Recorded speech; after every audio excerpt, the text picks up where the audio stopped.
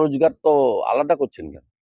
12 লক্ষ টাকা পর্যন্ত যাদের রোজগার তারাই বেনিফিটেড হবে। প্রত্যাশা পূরণ তাদের।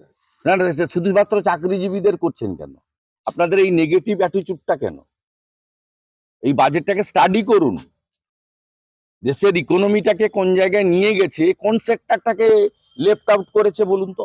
অন্নদাতা কৃষক থেকে, মহিলা থেকে, যুবক থেকে, এসসি এসটি কমিউনিটি থেকে কাকে বঞ্চিত করেছে বাজেট, আমি সেটা জানতে চাই।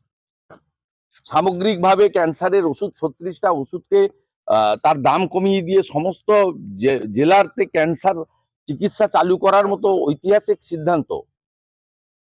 পশ্চিমবঙ্গে তো আপনি কমপ্লিট করতে পারেননি, মাত্র 9-10% বাড়িতে নলে জল গেছে।